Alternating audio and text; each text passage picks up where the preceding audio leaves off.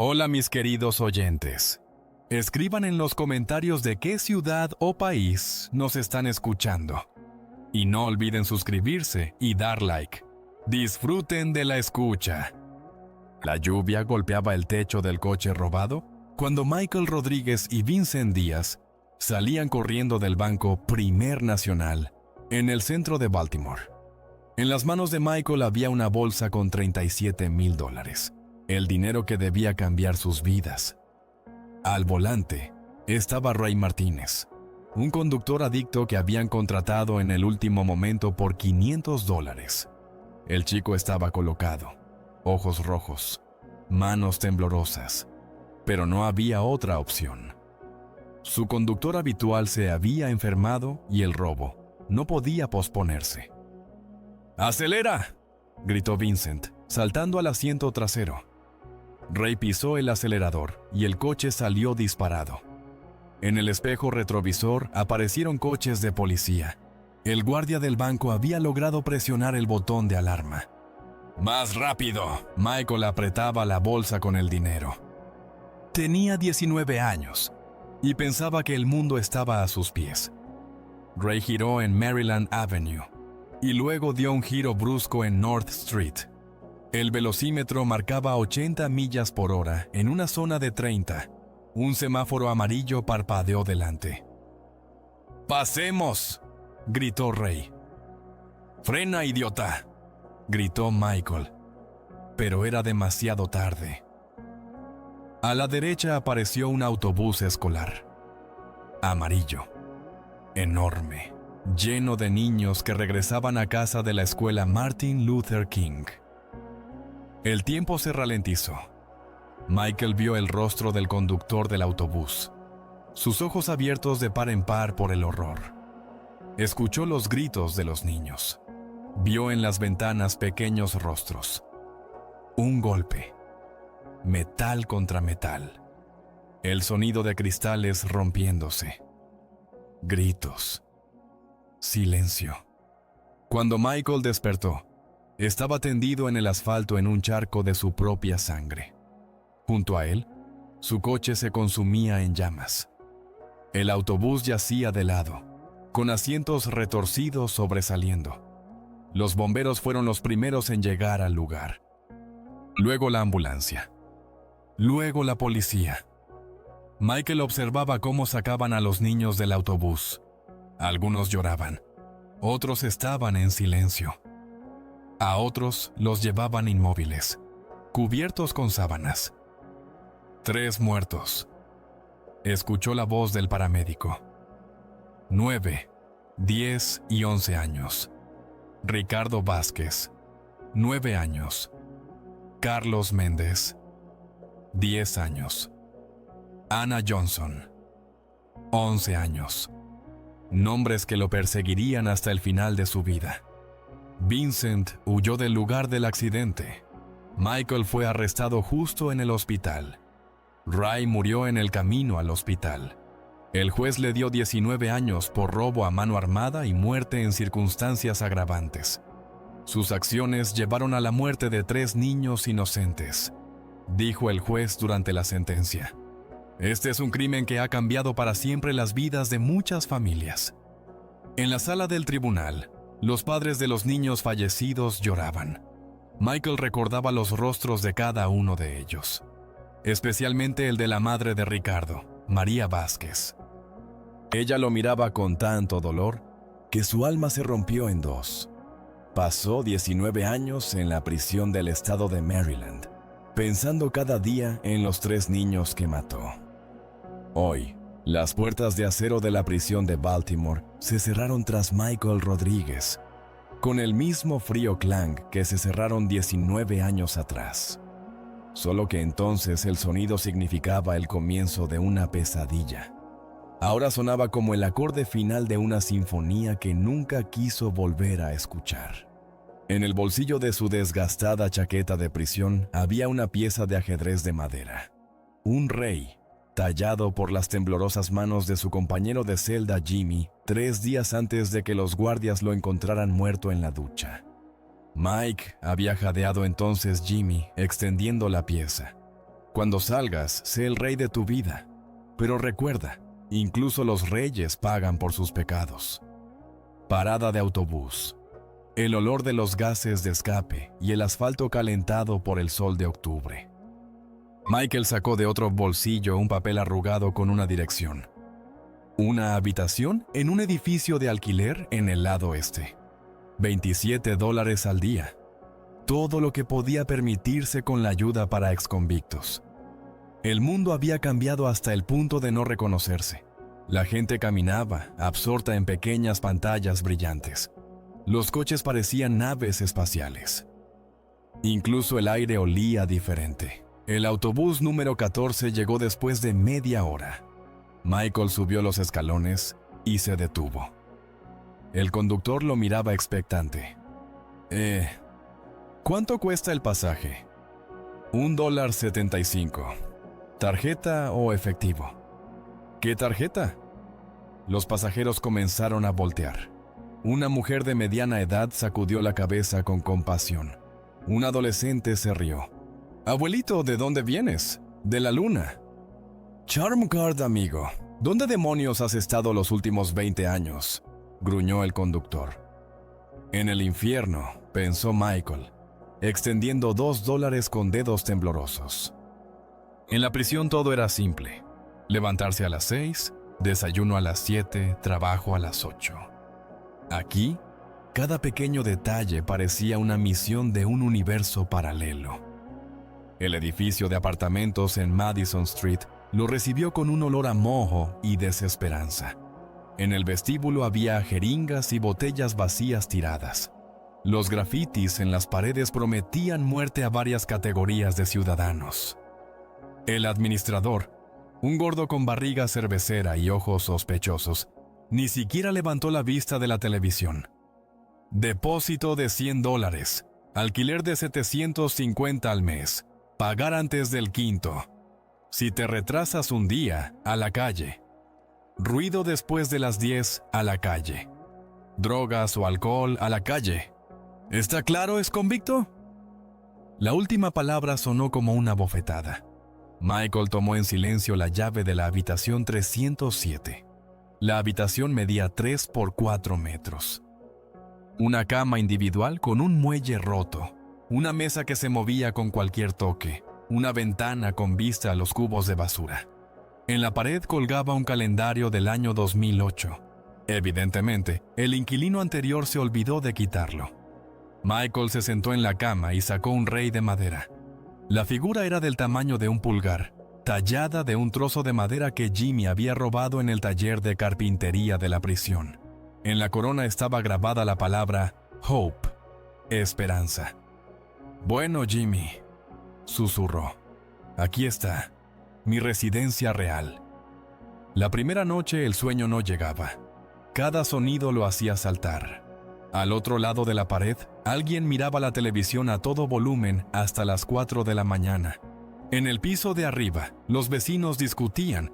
Un hombre le gritaba a una mujer, ella lloraba y suplicaba que parara. En la calle, las sirenas aullaban. En la prisión había silencio después del toque de queda a las 10 de la noche. A los infractores, los enviaban al calabozo. Aquí, el silencio no existía en absoluto. Pero lo peor no eran los sonidos, sino los sueños. Cada noche, Michael veía lo mismo. Un autobús escolar amarillo. Las caras de los niños en las ventanas. El momento del impacto. Y siempre, al final del sueño, se le acercaba un niño de unos 9 años con grandes ojos marrones. «Me llamo Ricardo», decía el niño. «Por tu culpa, nunca seré adulto». Michael se despertaba empapado en sudor, y durante unos minutos no podía entender dónde estaba. A las 5 de la mañana se rindió y salió a la calle. El barrio despertaba lenta y a regañadientes. Los indigentes recogían botellas cerca de los cubos de basura. Las prostitutas se dispersaban después del turno nocturno. Los escolares, con ojos vacíos, se arrastraban hacia la parada del autobús. Justo como yo a su edad, pensó Michael. A nadie le importaba qué pasaría conmigo. Y así fue como terminó. Lo primero era buscar trabajo. Michael compró un periódico local en un kiosco y comenzó a llamar a los anuncios. La empresa de construcción Harris y Hijos buscaba trabajadores. La secretaria, una chica de unos 25 años con uñas de un rosa brillante, escribía algo en la computadora sin levantar la vista. La solicitud está en la mesa. Rellénala y espera. Michael tomó el formulario y comenzó a leer. Nombre, dirección, educación, experiencia laboral. Y luego un ítem que le heló las manos. ¿Alguna vez ha sido condenado por un delito criminal? Marcó la casilla sí y escribió: robo a mano armada, muerte en circunstancias agravantes, 19 años. A los 5 minutos lo llamaron con el gerente. «¿Señor Rodríguez?» «Jim Harris. Siéntese». Un hombre de unos 50 años con manos callosas y ojos cansados. «Veo que tiene una situación complicada en el pasado». «Sí, señor. Pero cumplí mi condena y estoy listo para trabajar». Jim leía los documentos. Las arrugas en su frente se profundizaban con cada línea. Aquí dice que como resultado del crimen murieron niños. Michael sintió un nudo en la garganta. 3 niños. Un accidente durante la fuga. Dios mío. Una larga pausa. Jim miró la foto en su escritorio. 2 niños de 7 y 9 años sonriendo a la cámara.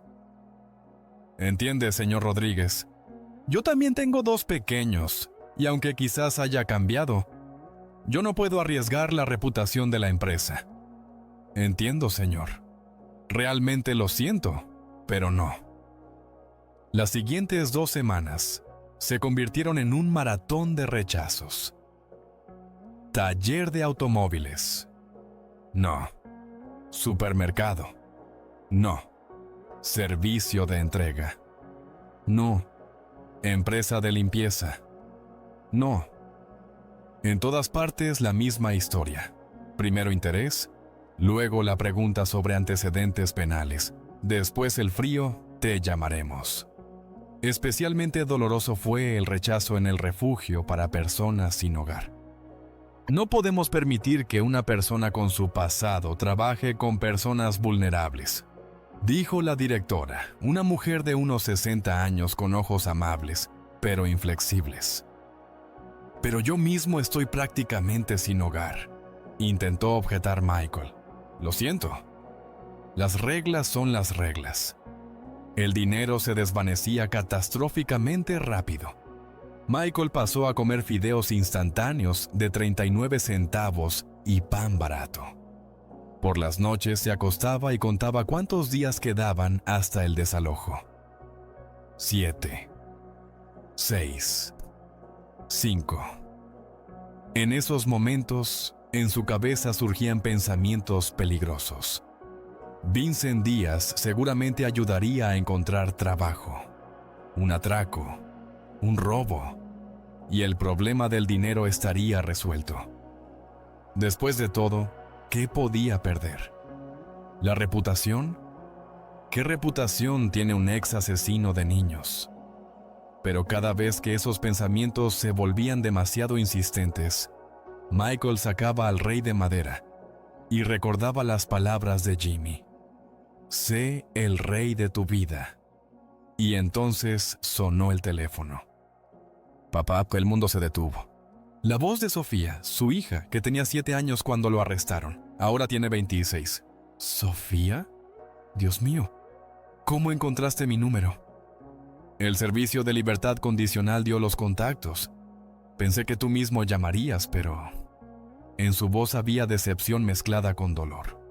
¿Sabías cuándo saldrías? ¿Por qué no te pusiste en contacto? Quería, simplemente... No sabía qué decir. Hola hija, papá está en casa. Suena estúpido después de 19 años. Sí, estúpido. La frialdad en su voz cortaba como una cuchilla. Necesitamos vernos.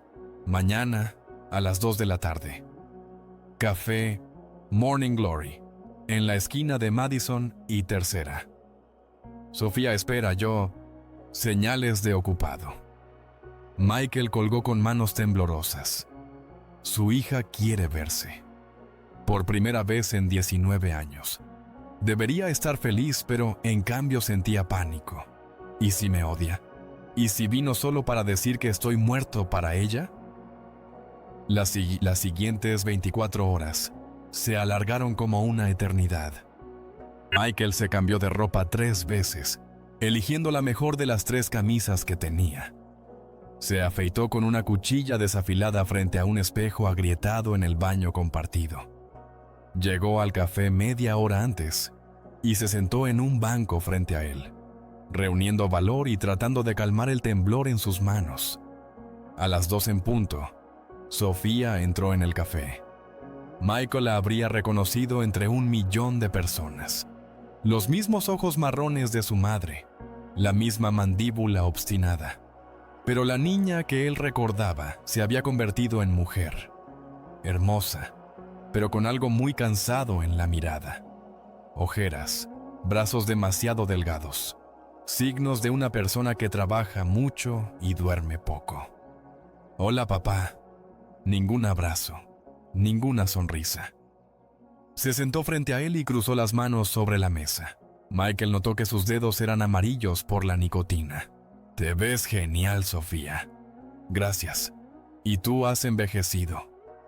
Ella lo miró de arriba a abajo. Y has perdido peso. ¿Prisión? Prisión.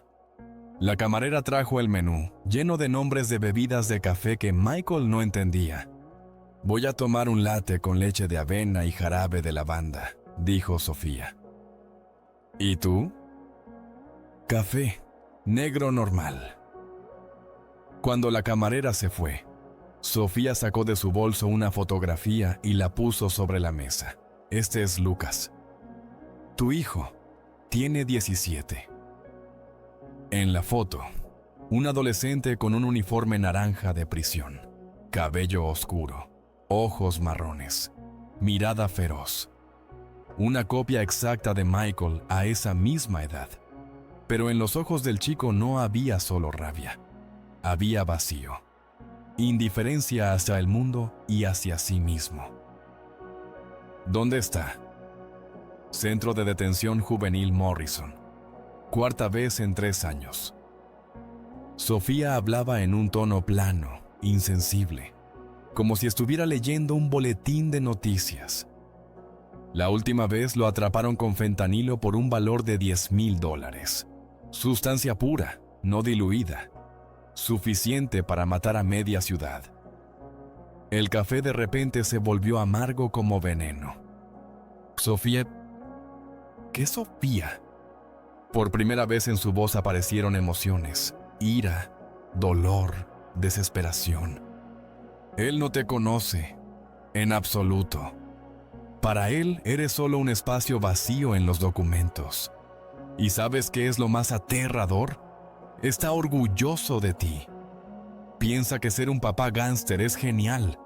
Quiere ser tan genial como tú. Déjame hablar con él. ¿Para qué? ¿Para contarle lo genial que eras? ¿Lo increíble que es robar bancos y huir de la policía? Cada palabra era como un golpe de martillo. Sofía, he cambiado. ¿De verdad? Se inclinó hacia adelante, y Michael vio en sus ojos el mismo dolor que alguna vez estuvo en los ojos de los padres de los niños fallecidos. Y ya encontraste trabajo. ¿Alquilas un apartamento? ¿O todavía vives con $27 al día en un lugar de drogas? Michael guardó silencio. ¿Sabes qué he estado haciendo todos estos años? Su voz se volvió más baja, pero aún más aterradora. He trabajado en 2 trabajos, a veces en 3, como mesera en lugares baratos, limpiadora en oficinas, vendedora en tiendas nocturnas, para que Lucas no pasara hambre, para que tuviera ropa, para pagar a los abogados cada vez que lo arrestaban. Las lágrimas comenzaron a rodar por sus mejillas, pero su voz se mantenía firme. Y aún así se convirtió en un criminal, justo como tú. Porque son los genes, papá. Porque la manzana no cae lejos del árbol. ¿Y sabes qué? Cada vez que lo miro te veo a ti, y me odio por eso. No es así, Sofía. La gente puede cambiar, ¿no? Entonces, demuéstralo. Se levantó y se puso la chaqueta. Encuentra un trabajo, hazte una vida, conviértete en una persona que su hijo pueda respetar no por las historias de la cárcel, sino por algo real, por algo bueno. Se dirigió a la salida, pero se volvió en la puerta. Sofía, espera, ¿cuándo podré ver a Lucas? Cuando merezcas el derecho a ser llamado su padre. La puerta se cerró, dejando a Michael solo con la foto de su hijo y el café que se enfriaba. Michael se sentó en la mesa durante otra hora, mirando la imagen. El niño era un espeluznante reflejo de él mismo a los 17 años. El mismo desafío en los ojos, la misma confianza de que el mundo le debía algo, el mismo camino hacia la nada. Dios, ¿qué he hecho?, pensó. No solo maté a 3 niños, sino que también convertí a mi propio hijo en un criminal. Esa noche, los sueños fueron especialmente vívidos. Ricardo fue acompañado por otros 2 niños, Carlos y Ana. Estaban alrededor de su cama y miraban en silencio. «Ahora tu hijo sigue tus pasos», dijo Ricardo. «¿Cuántos más niños matarás?». Michael se despertó empapado en sudor y no pudo volver a dormir. Por la mañana, el destino le ofreció una oportunidad. En el bar de Sally, el establecimiento más barato de la zona, donde la cerveza costaba $2 y el whisky se diluía con agua, lo llamaron Mikey. «Maldita sea, saliste». Rico Moreno, un compañero de clase de la infancia, con quien crecieron en la misma calle. Ahora lucía como un pequeño pero exitoso empresario. Traje limpio, reloj de oro, paso seguro. «Hola, Rico. ¿Cómo va, hermano? ¿Cómo es la vida en libertad?». Rico se sentó a su lado y pidió 2 cervezas. «No muy bien, no puedo encontrar trabajo. Con tu historial es comprensible. Los niños murieron, ¿verdad?». 3. Rico silbó. «Duro. Oye, ¿quieres que te ayude? Mi prima María trabaja en el distrito escolar. Están buscando un limpiador para la escuela secundaria Westside. Pagan poco, $10 la hora, pero es un trabajo limpio. Y ella sabe sobre mi condena. Mike, es una escuela en el barrio más duro de la ciudad.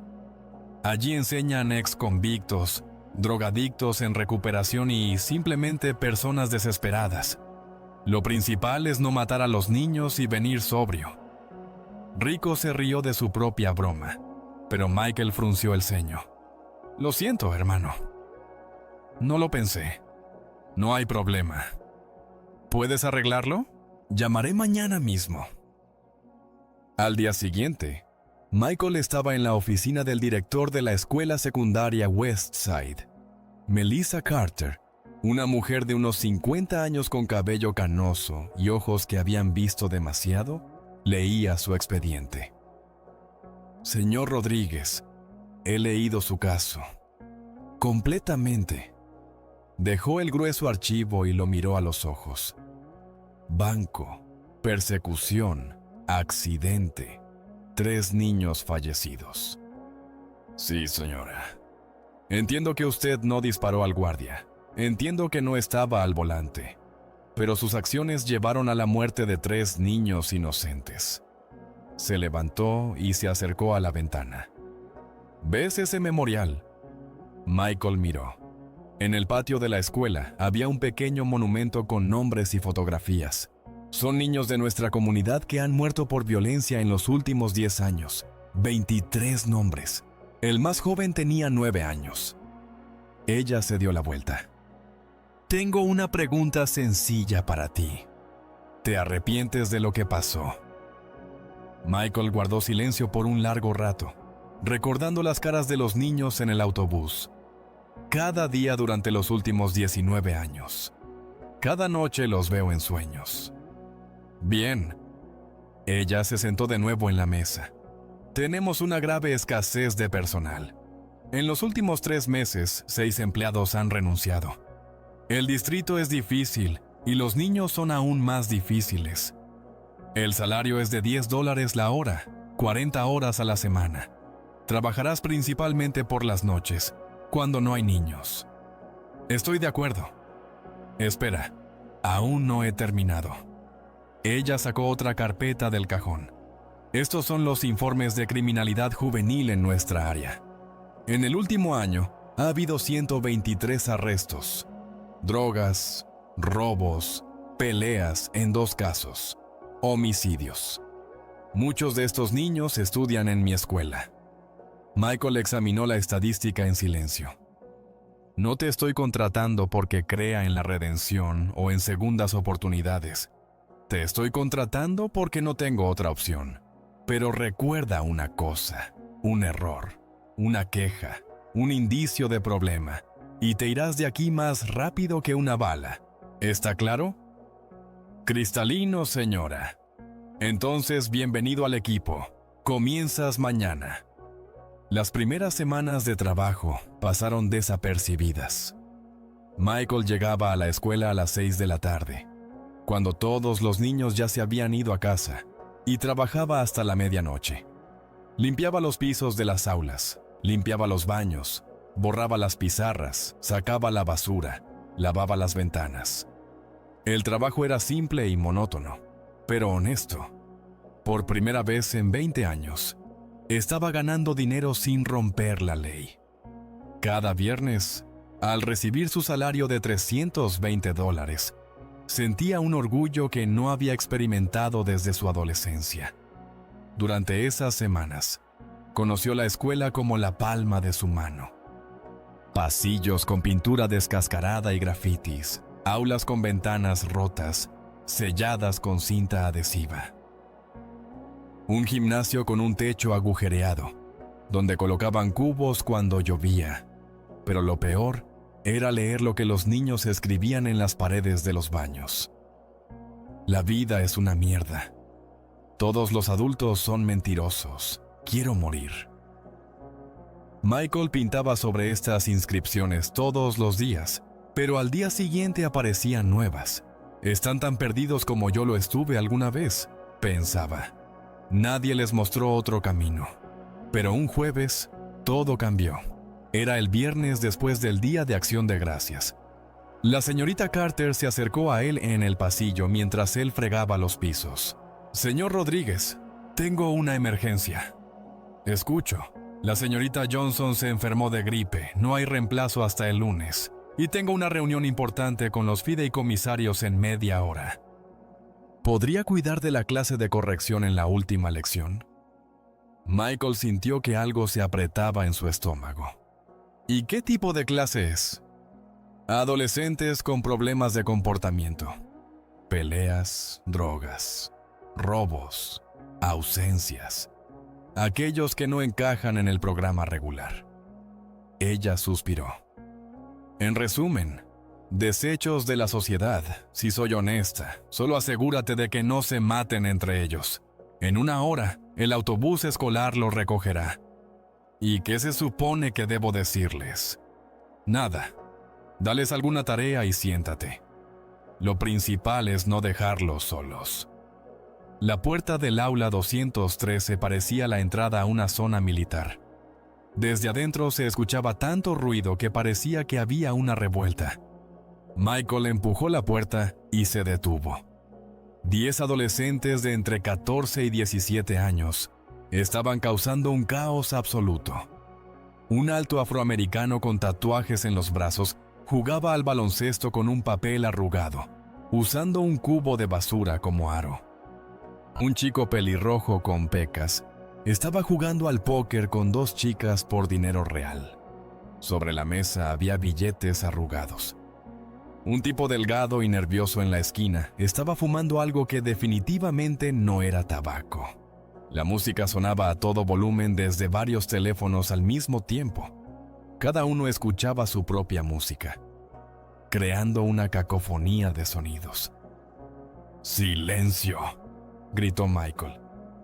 Nadie siquiera miró en su dirección. ¡Dije silencio! Ahora varias caras se volvieron hacia él. El chico alto se giró lentamente. Sus ojos eran fauros, llenos de desafío y agresión mal disimulada. ¿Y tú quién eres, viejo? El que ahora se encarga del orden en esta clase. ¿Cómo te llamas? Daniel, y no me importa tu orden. Michael reconoció esa mirada como su propio reflejo. Rabia hacia el mundo. Dolor que se oculta tras la agresión. Deseo de hacer daño a todos a su alrededor, porque ya te han hecho daño. Él mismo había tenido exactamente esa misma mirada a los 17 años. Bien, Daniel. Ahora dile a tus amigos que apaguen la música y se sienten en sus lugares. Y si no lo hago, ¿vas a llamar al director? ¿Vas a poner una queja? Daniel se puso de pie. Casi 2 metros, hombros anchos, manos llenas de cicatrices de peleas callejeras. Estaba acostumbrado a intimidar a los adultos con su apariencia, y eso funcionaba. Pero Michael no se movió. 19 años en prisión le enseñaron a leer a las personas como un libro abierto, y vio la verdad.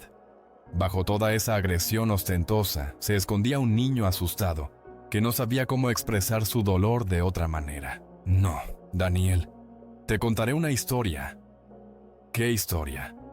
En su voz apareció un matiz de interés, aunque el chico intentaba ocultarlo, sobre un chico que también pensaba que era el más genial de la zona. La música comenzó a desvanecerse. Los demás estudiantes se giraron lentamente hacia él. Este chico tenía 19 años. Se creía un verdadero gángster. Pensaba que podía tomar todo lo que quisiera y que nadie lo detendría. Michael sacó de su bolsillo una figura de madera y la colocó sobre el escritorio del maestro. Decidió robar un banco. Parecía dinero fácil. Pero todo salió mal.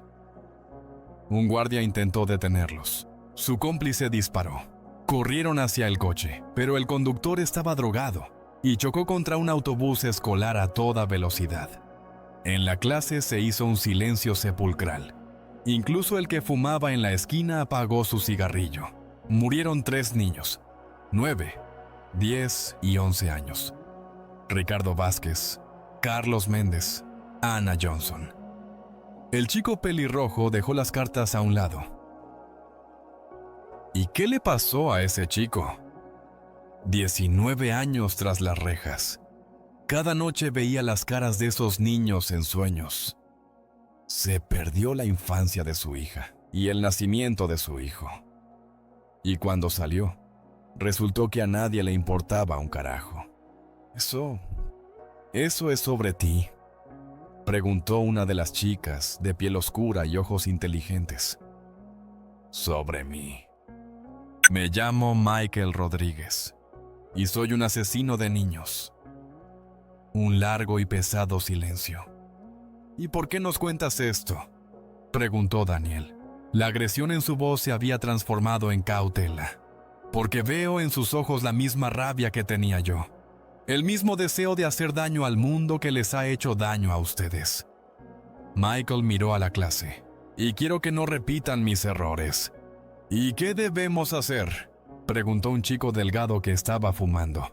No tenemos elección, somos del gueto. Aquí o vendes o pasas hambre. Siempre hay elección. La cuestión es si tienes la inteligencia para verla. Michael levantó la figura de madera. ¿Saben qué es esto? Ajedrez, murmuró Daniel. Un juego para nerds y viejos.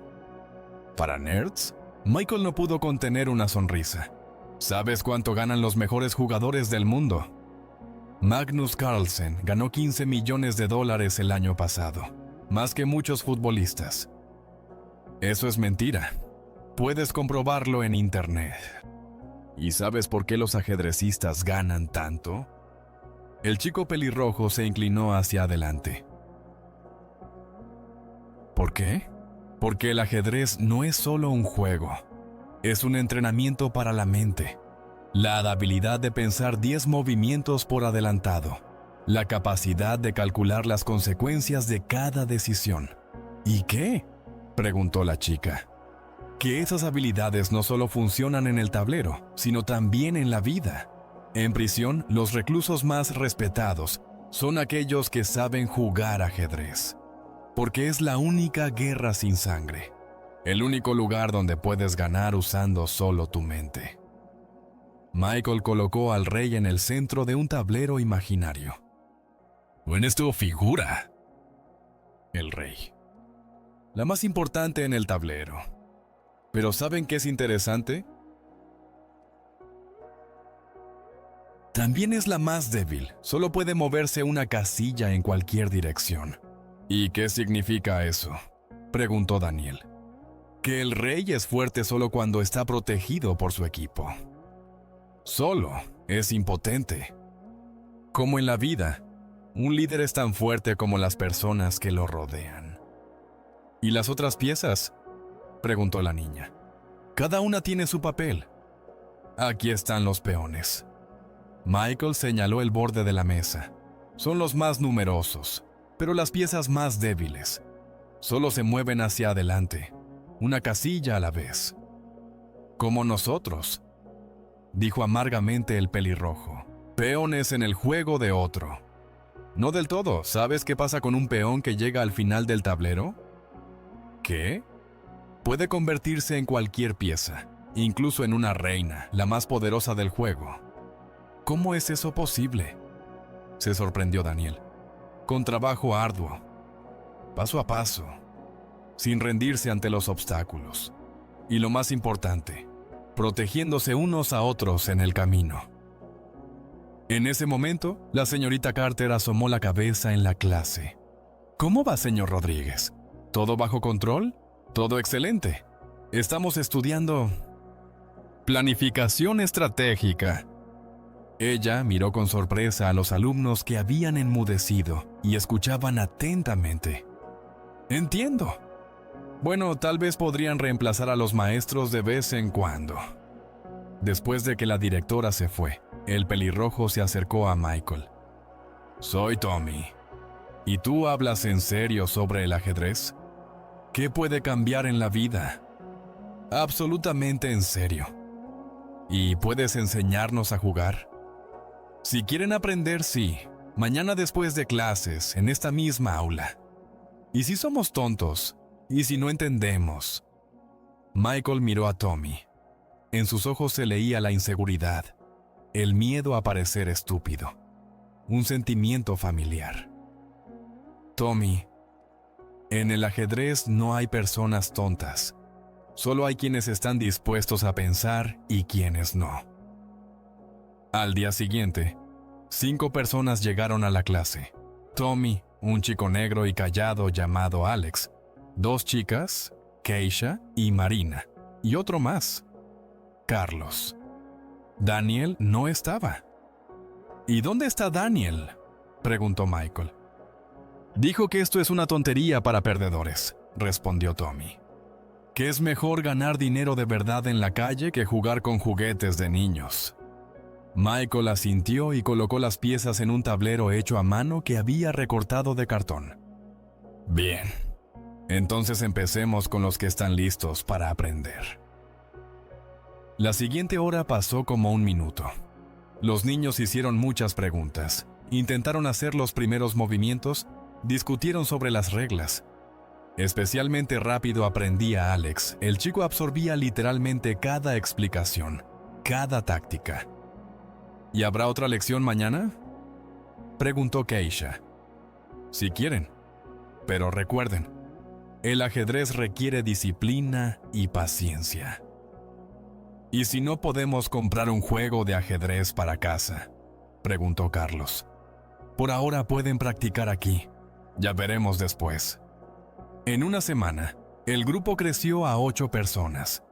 Daniel no apareció, pero llegaron nuevos niños, algunos por curiosidad, otros por recomendación de amigos. Michael notó cómo cambiaban los chicos. Tommy empezó a maldecir menos. Alex comenzó a hacer preguntas no solo sobre ajedrez, sino también sobre la vida. Keisha dejó de faltar a las clases normales. Poco a poco, día tras día, entre él y los niños surgió la confianza. «Señor Rodríguez», dijo Tommy después de una de las lecciones, «¿puedo hacer una pregunta?» «Por supuesto. ¿Realmente lamentas lo que hiciste? ¿O solo lo dices?» Michael guardó silencio por un largo rato. «Sabes, Tommy, hay cosas por las que no se puede perdonar a uno mismo. La muerte de los niños es una de ellas. Cada día me despierto pensando que 3 familias están destruidas por mi culpa, y nada puede arreglar eso. Entonces, ¿por qué intentas ayudarnos?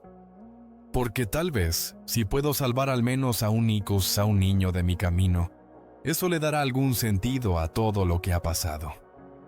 Tommy asintió. «Entiendo. ¿Y qué pasó con el chico que disparó al guardia?» «Vincent Díaz. Se escapó del lugar del accidente y todavía está libre». «¿Y no lo odias?» «Lo odio. Pero más que nada, me odio a mí mismo». Y luego sucedió lo que Michael más temía. El lunes por la mañana, Tommy no vino a la clase. Era extraño. El chico no había faltado a ninguna lección en 2 meses. «¿Dónde está Tommy?», preguntó Michael a los demás. «No lo sabemos. Ayer lo vimos cerca de los viejos almacenes en el este», respondió Alex. «Ahí se junta la pandilla de Vincent Díaz». Un mal presentimiento le apretó la garganta con dedos helados. Michael recordaba esos almacenes. Allí había estado su primer trabajo. Él intentó llamar a Tommy, pero el teléfono no respondía. Fue a su casa. La abuela dijo que el nieto no había pasado la noche en casa. «Tengo miedo, señor Rodríguez», decía la anciana entre lágrimas. «Él ha cambiado últimamente. Se volvió tan feliz. Dijo que había encontrado su camino. Y ahora ha desaparecido». Michael llamó a todos los hospitales. Fue a la policía, pero no había información. A las 3 de la mañana sonó el teléfono. Un número desconocido. «Señor Rodríguez, soy el detective Jackson, de la policía de Baltimore. ¿Conoce a alguien llamado Thomas Wilson?» Su corazón se hundió. «Sí». «¿Qué le pasa?» «Encontramos un cuerpo hace 1 hora en un edificio abandonado en la Eastern Street. Sobredosis de fentanilo. Tenía su tarjeta de visita y una nota». «¿Qué nota?» «Dígale al señor Rodríguez que perdí el juego, pero él no es culpable. Gracias por mostrarme que hay otro camino. Lamento no haber podido seguirlo. Tommy». Ay. El teléfono se le cayó de las manos. Michael se deslizó por la pared al suelo y comenzó a llorar. Tommy estaba muerto. Un chico de 16 años que soñaba con escapar del gueto, que en 2 meses aprendió a jugar mejor que muchos adultos, que lo llamaba maestro y creía que el ajedrez podía salvar vidas. Al día siguiente, la abuela de Tommy vino a identificar el cuerpo. La anciana miraba el cuerpo de su nieto y lloraba en silencio. «Es su culpa», le dijo a Michael. «Si no hubiera discutido con Vincent Díaz, mi niño estaría vivo». «Señora, no entiendo». «Vincent vino a verlo hace 3 días. Le ofreció dinero fácil. Tommy se negó. Dijo que tenía un maestro que le mostró otro camino. Entonces Vincent le dio drogas y le dijo: «Dile a tu maestro que este es un mensaje». Michael sintió que el mundo se desmoronaba a su alrededor. «¡Lárguese!», gritó la abuela. «No quiero volver a verlo. Por su culpa mi nieto está muerto». En el funeral se reunieron todos los niños del club de ajedrez.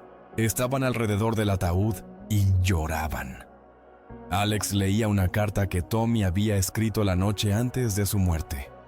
«Queridos amigos, Si están leyendo esto, significa que hice un movimiento incorrecto. Pero no culpen al señor Rodríguez. Él intentó salvarnos. Simplemente algunos no se pueden salvar. Jueguen al ajedrez, piensen 10 movimientos adelante. Y recuerden, incluso un peón puede convertirse en reina. Su amigo, Tommy. Después del funeral, los niños miraban a Michael con reproche.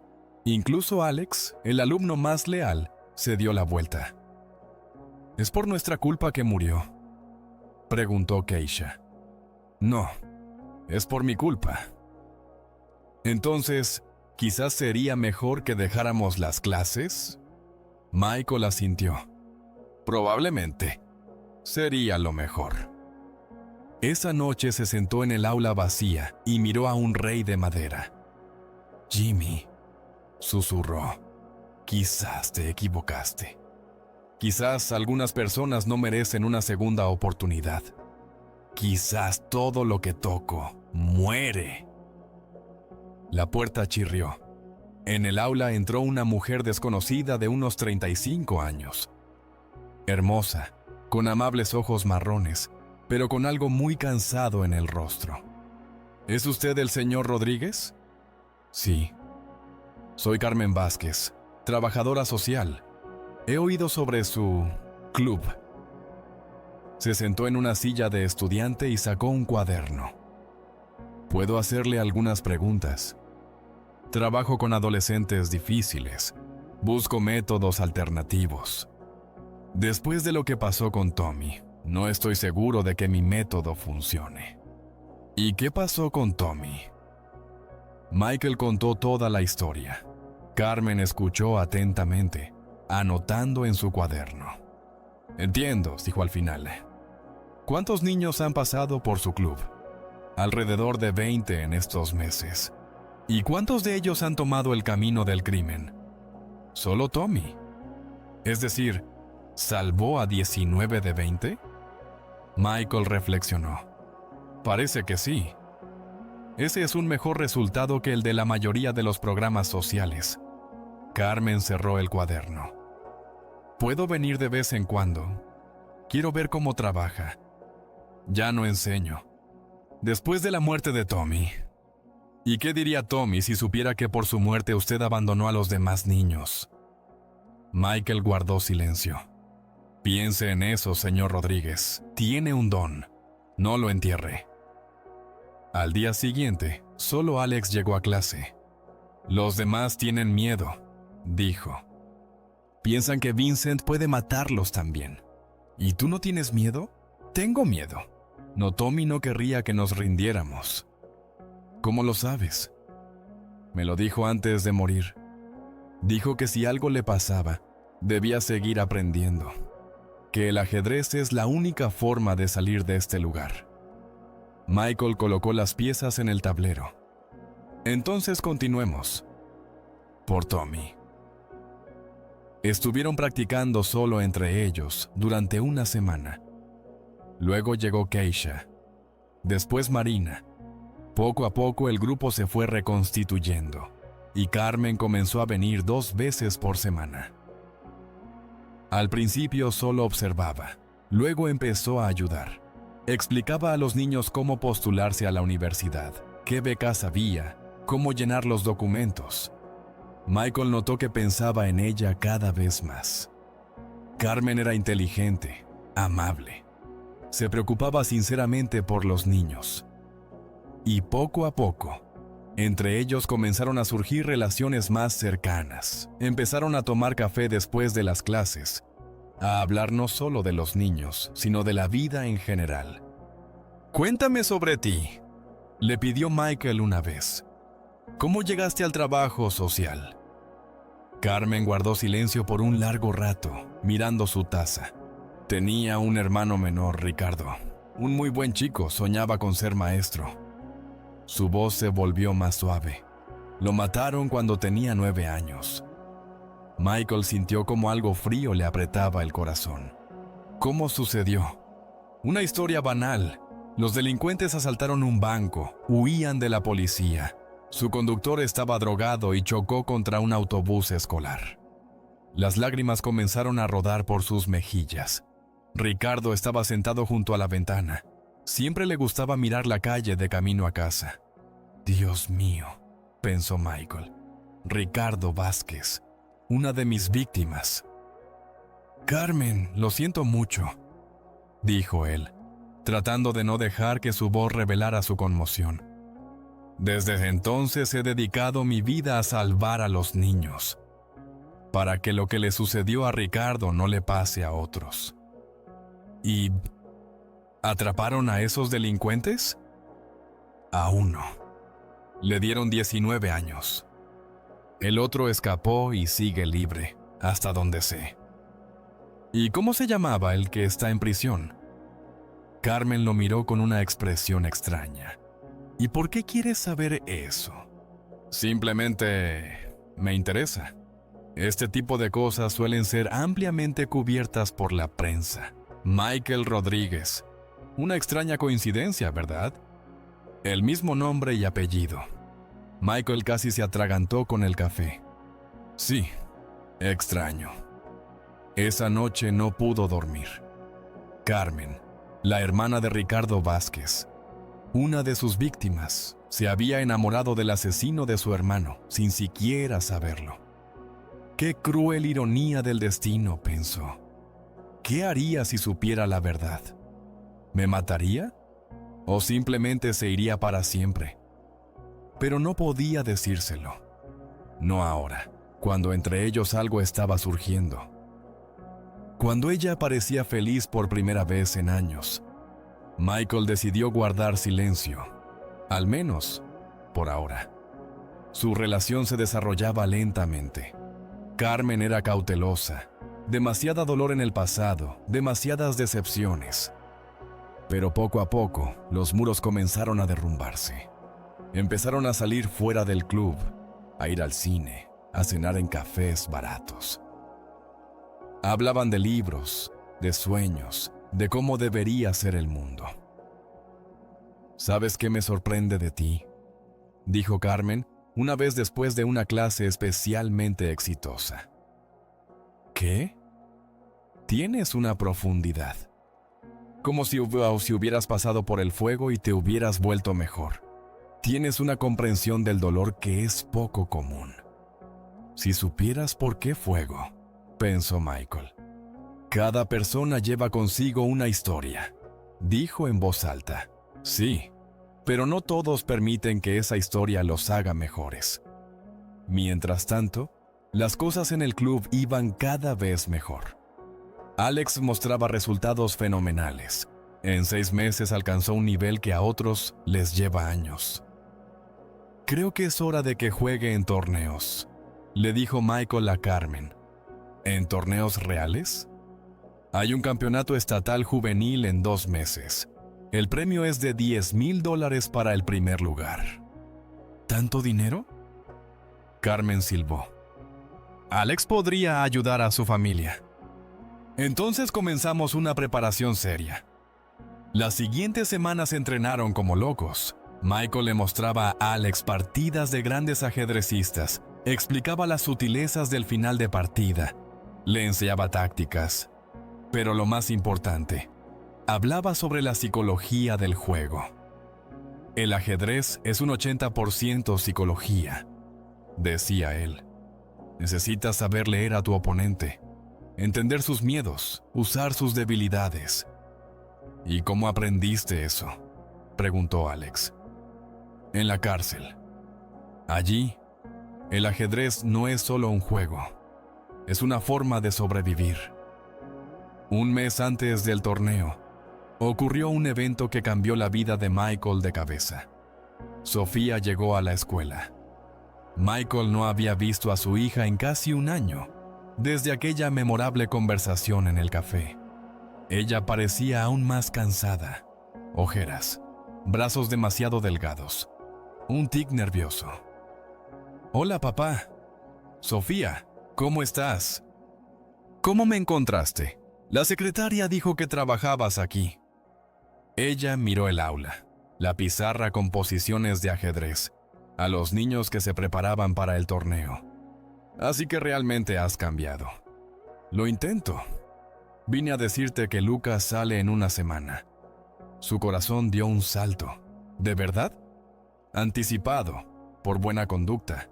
Y pensé, se detuvo, buscando las palabras, quizás quieras conocerlo. Sofía, ¿hablas en serio? He visto lo que haces aquí. Estos niños hablan de ti como si los hubieras salvado de algo horrible.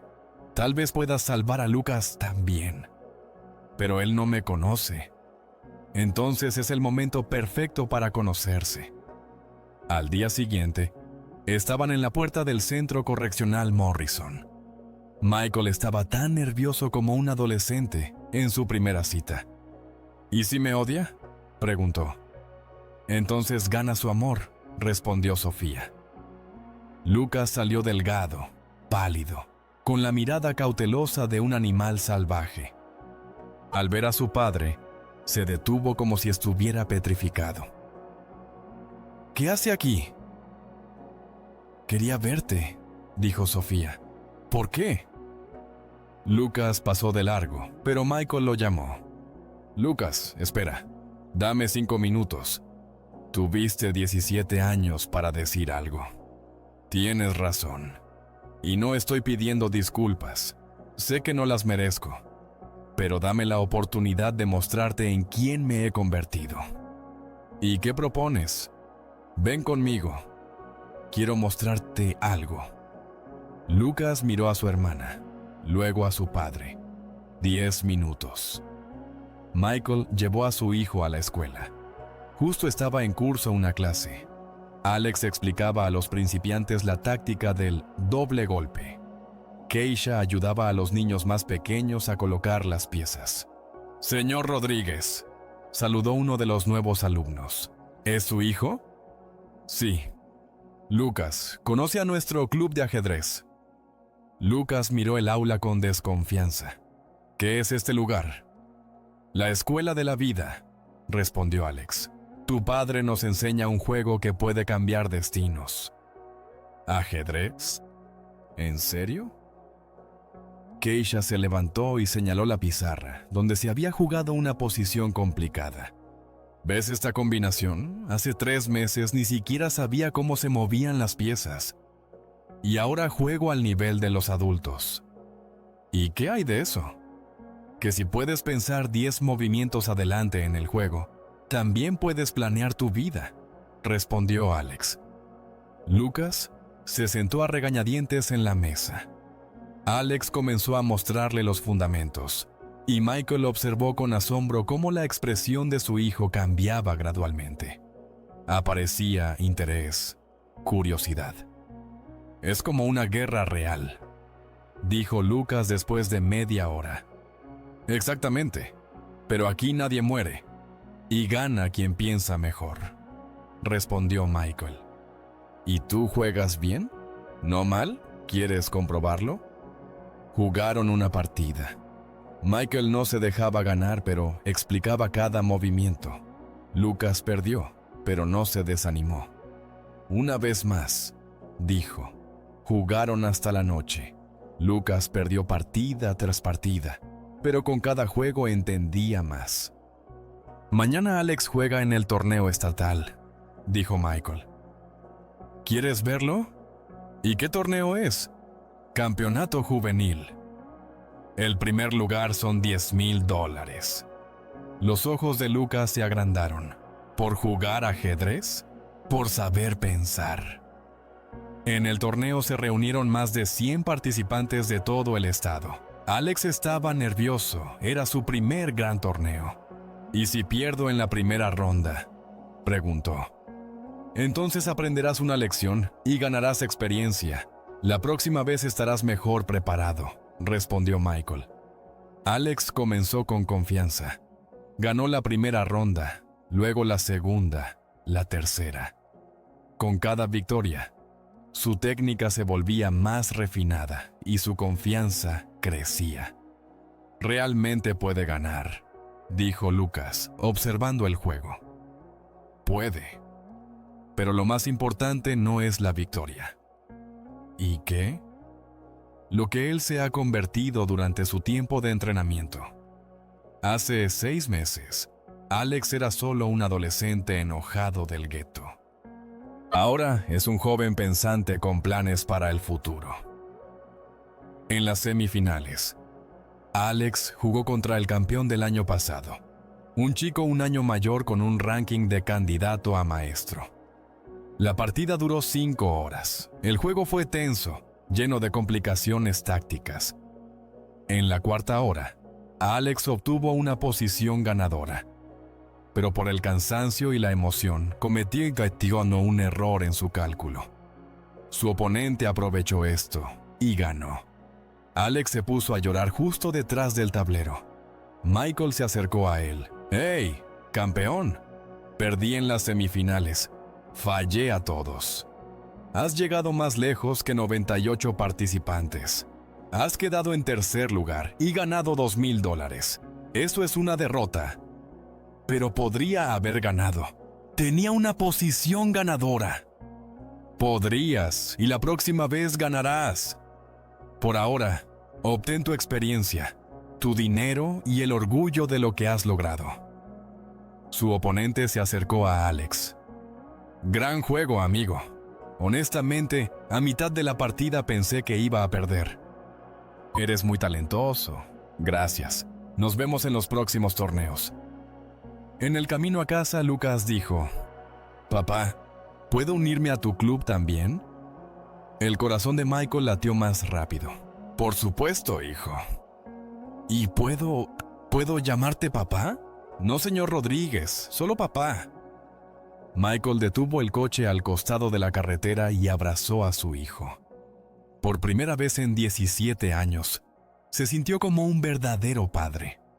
Tal vez no todo estaba perdido, pensó.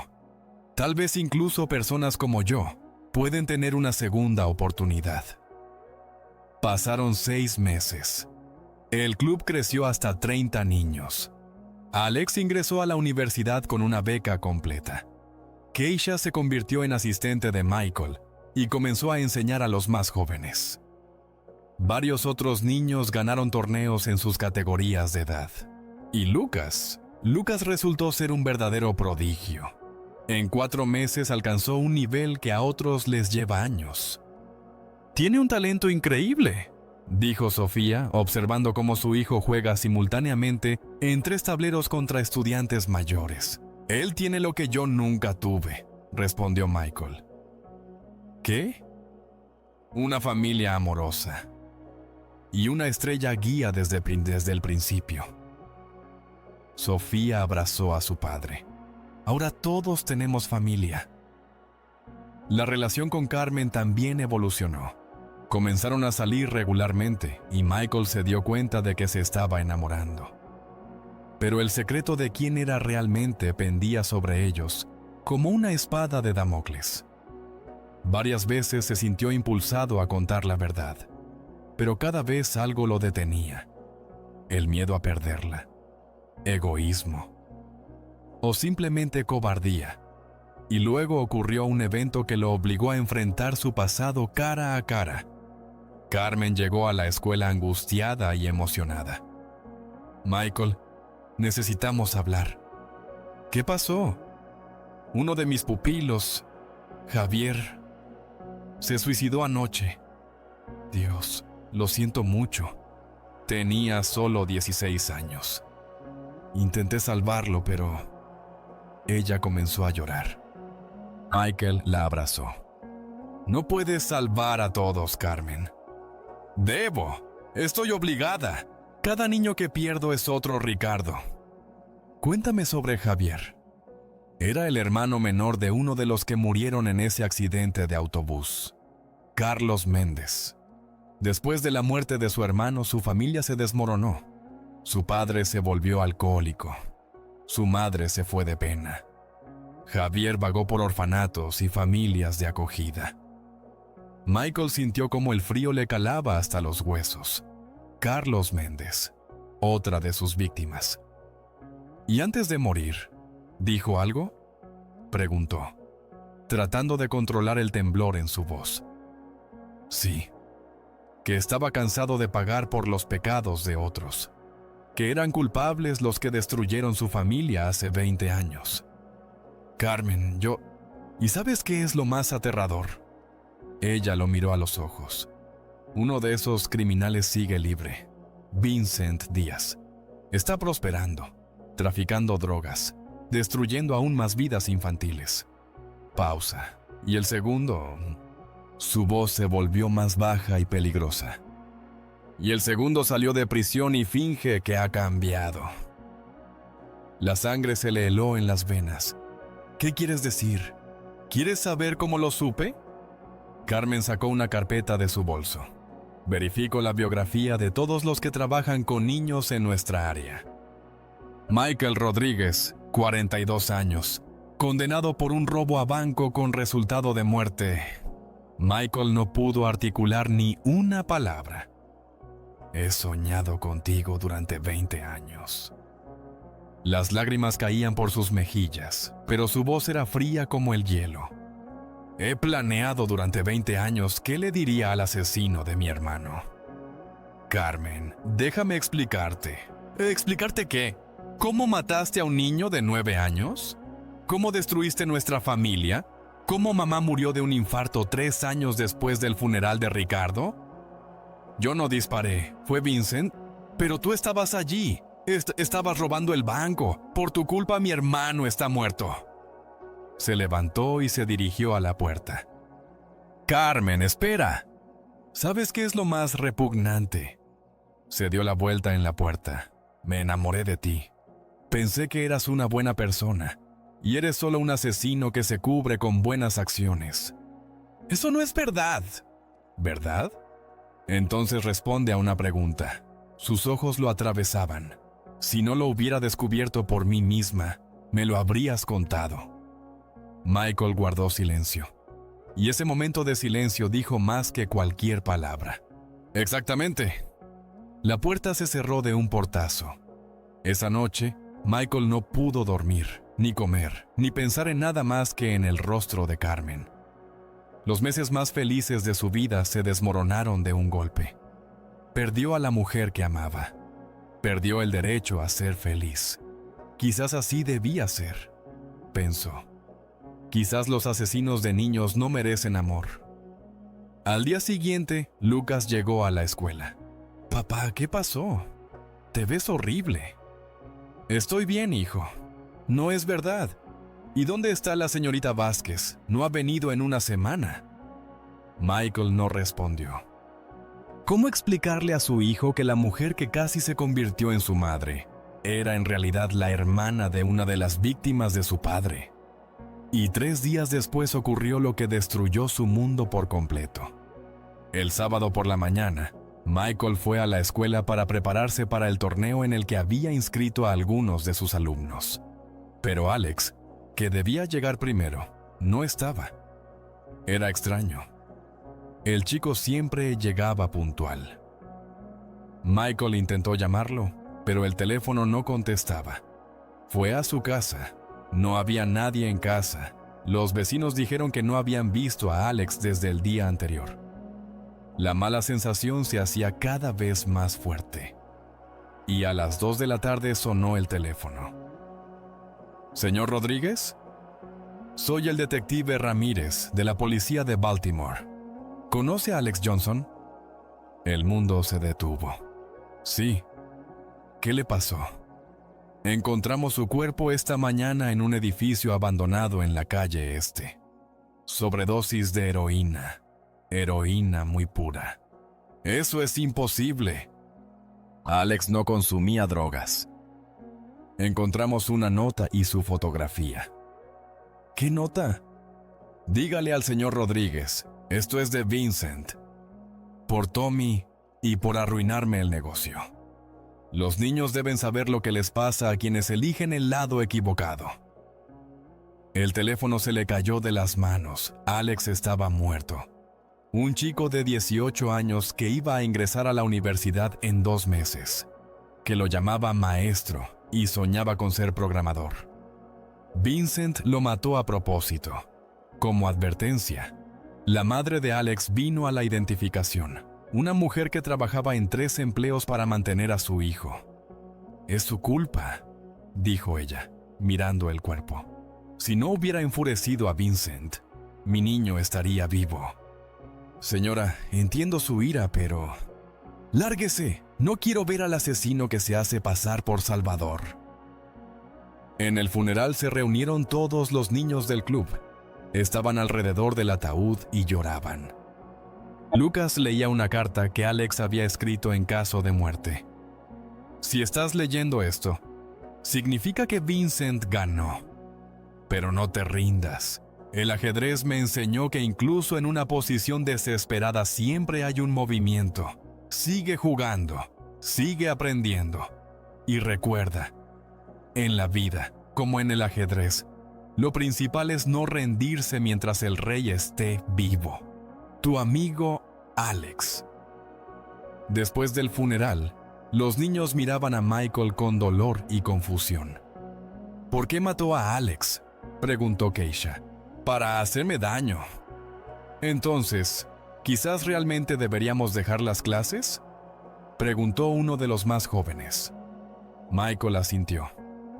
Probablemente será más seguro para todos. No, dijo Lucas de repente. Si paramos, significa que Alex murió en vano. Lucas, esto es demasiado peligroso.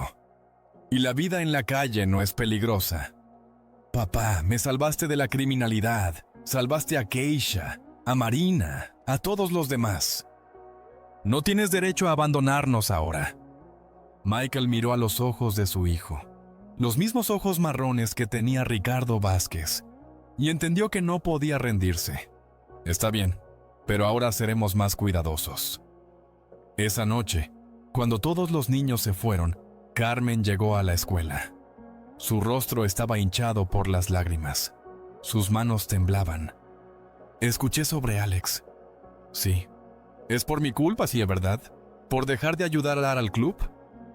Michael levantó la cabeza. No, Carmen, es por mí, por mis pecados, que persiguen a todos los que están cerca de mí. Michael, tenías razón. Soy un asesino, y todo lo que toco muere. Tommy, Alex, ¿quién será el siguiente? Lucas, Keisha. Ella se sentó a su lado. No. Eres un hombre que cometió un terrible error hace 20 años y ahora intenta redimirse. ¿Cómo se puede redimir la muerte de 3 niños? Salvando a otros niños. Como salvaste a Lucas, a Keisha, a todos los demás. Pero no pude salvar a Tommy y a Alex. Ellos eligieron su camino en el último momento. No podías forzarlos. Un largo silencio. Afuera, la lluvia caía, igual que en la noche del accidente hace 20 años. «Sabes», dijo Carmen en voz baja, «después de la muerte de Ricardo, juré vengar a sus asesinos. Viví con ese odio durante 20 años. Estudié tu caso. Planeé lo que diría cuando te encontrara. ¿Y qué querías decir? Muchas palabras malvadas y crueles. Quería causarte tanto dolor como el que nos causaste a nosotros. ¿Por qué no lo hiciste? Porque cuando te conocí, por primera vez en 20 años fui feliz. Por primera vez sentí que la vida podría no ser solo dolor». Ella le tomó la mano. «No te perdono por la muerte de Ricardo. Nunca te perdonaré completamente. Eso es imposible. Pero entiendo que la venganza no resucitará a mi hermano, y salvar a otros niños puede darle algún sentido a su muerte. ¿Y nosotros? ¿Es posible que haya algo entre nosotros después de todo lo que ha pasado? No lo sé. Quizás algún día, si demuestras que mereces no el perdón, ese nunca lo merecerás, sino una oportunidad para empezar de nuevo». ¿Cómo? Sigue salvando niños. Incluso si es peligroso, incluso si Vincent amenaza, y reza para que haya más bondad en tu vida que maldad. ¿Y si él me mata?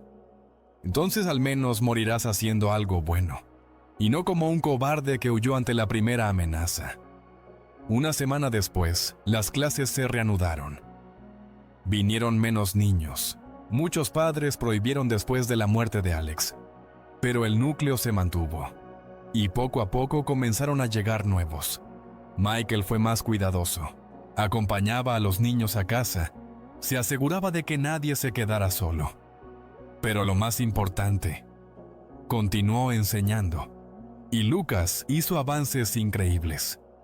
En un año de clases, alcanzó un nivel que le permitió participar en torneos importantes. «Creo que es hora de que juegue en el campeonato estatal», le dijo Michael a Carmen. «¿Está listo?» «Más que listo. Tiene un talento que no he visto en nadie». Pero 2 semanas antes del torneo, regresó a sus vidas la persona que Michael esperaba nunca volver a ver. Vincent Díaz llegó a la escuela por la noche, cuando la clase estaba terminando. Venía acompañado de 2 guardias, tipos grandes con ojos fríos. «Mike, viejo amigo». Vincent lucía próspero. Traje caro, joyas de oro, paso seguro. Los niños se encogieron asustados contra las paredes. Lucas se puso al lado de su padre. «Vincent, ¿qué necesitas?» «Hablar a solas». Miró alrededor del aula. «Bonito lugar. Sería una pena si aquí ocurriera un incendio. No involucres a los niños en esto. ¿Y por qué no? Tú los involucraste cuando decidiste jugar al Salvador». Vincent se acercó a la pizarra, donde había un diagrama de ajedrez. «Sabes, Mike, yo también juego un poco. ¿Y sabes qué veo en esta posición? Jaque mate. Un callejón sin salida». «¿De qué hablas?» «De nuestra situación. Estás arruinando mi negocio, robando a mis posibles empleados. Te castigo a través de tus alumnos. El círculo se ha cerrado. ¿Qué propones?» «Lo resolveremos como hombres, como en los viejos tiempos». Vincent sonrió. «Pero sin peleas. Ambos ya no somos jóvenes. Juguemos al ajedrez». «¿Al ajedrez?» «Tu mejor alumno contra el mío. Si tú ganas, te dejaré a ti y a tu club en paz para siempre. Palabra de honor. Y si pierde, cierras esta tiendita y nunca más apareces en mi barrio».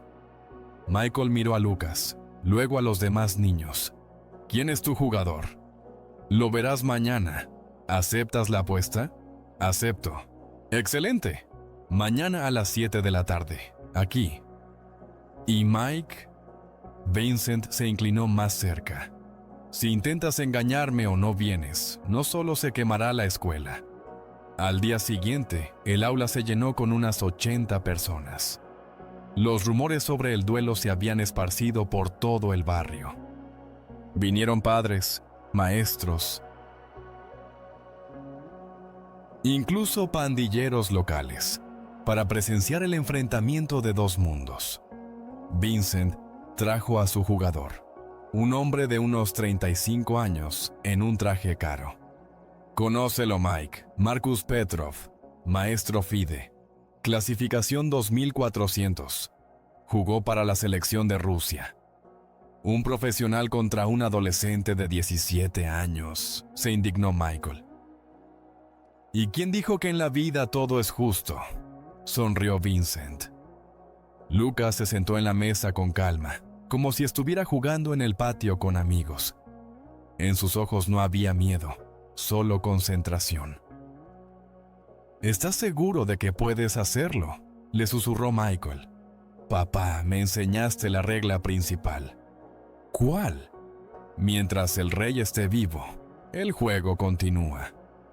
La partida comenzó. Marcus jugó de manera agresiva, tratando de romper rápidamente la resistencia del joven oponente.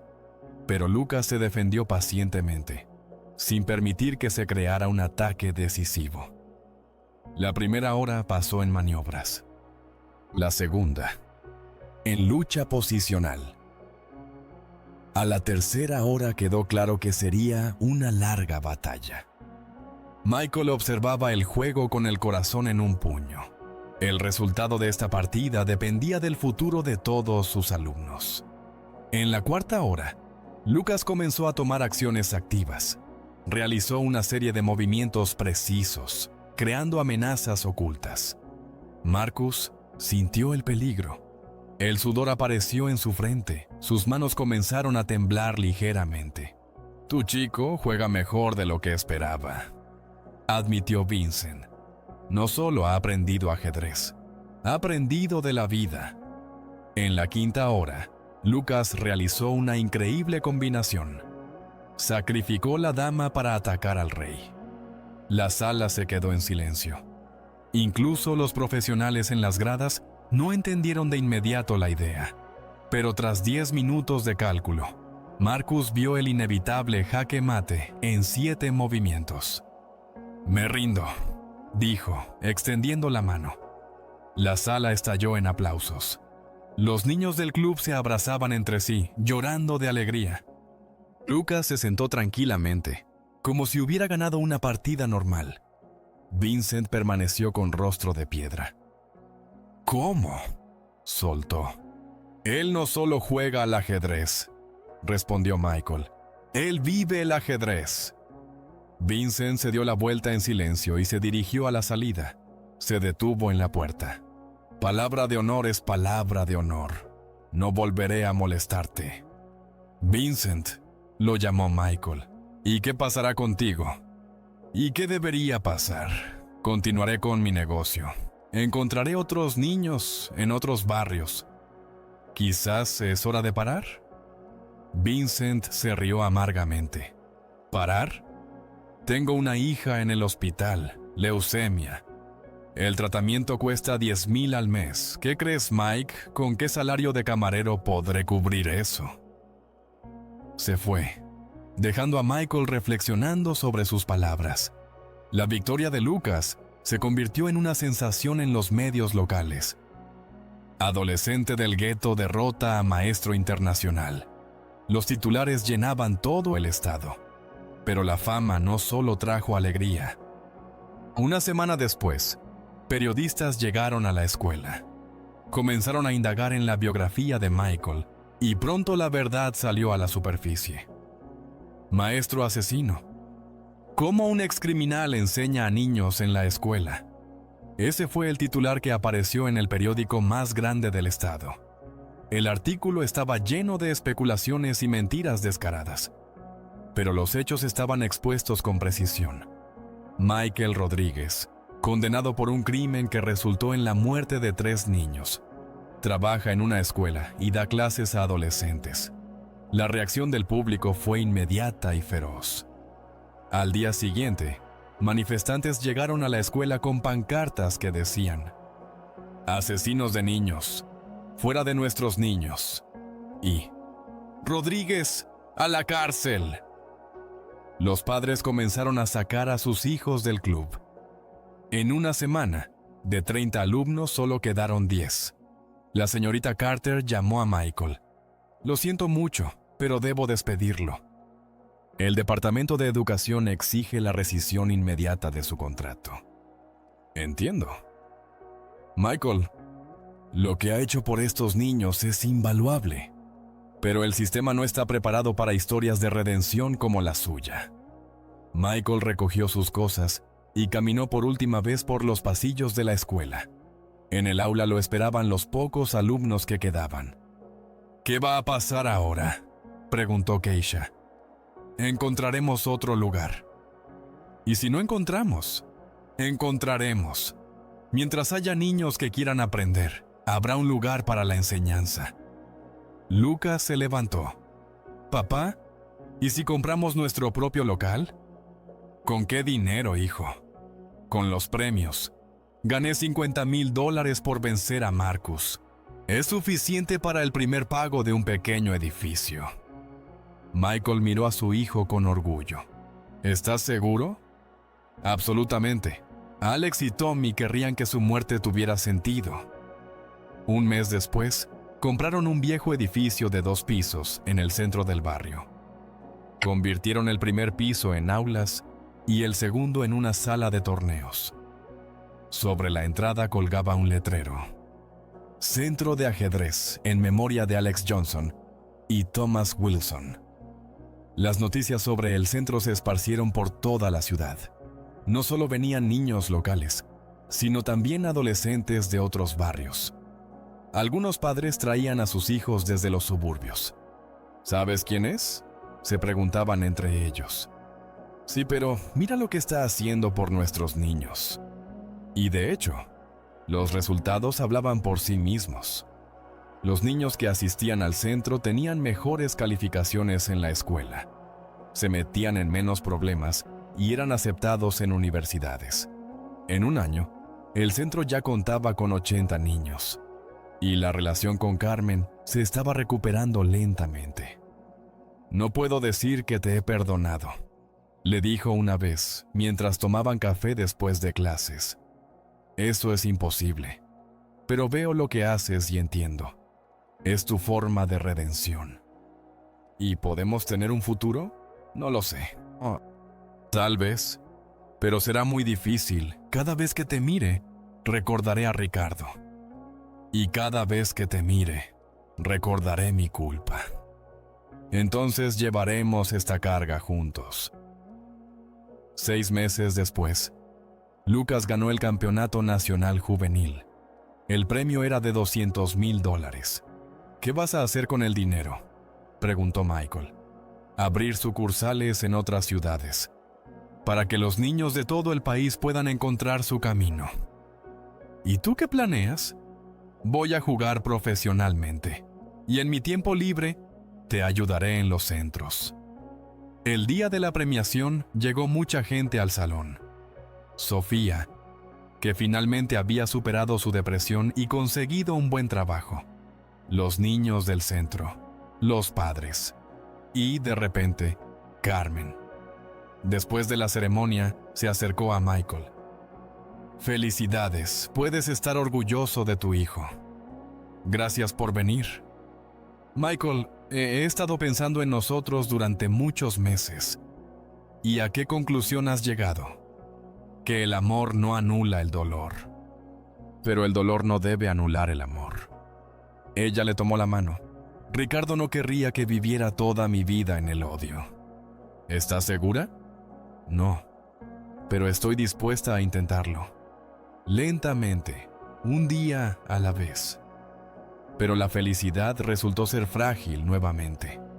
Un mes después del campeonato nacional, una visitante inesperada llegó al centro. Una anciana de unos 70 años, con ojos tristes. «¿Es usted el señor Rodríguez?». «Sí». «Soy Anna Johnson, la abuela de Anna Johnson». El corazón de Michael se detuvo un momento. Anna Johnson era una de las niñas que había muerto en el accidente. «Siéntese, por favor». La mujer se sentó y permaneció en silencio durante un largo rato, observando a los niños que jugaban al ajedrez. «Durante 20 años te he odiado», dijo finalmente. «Lo entiendo.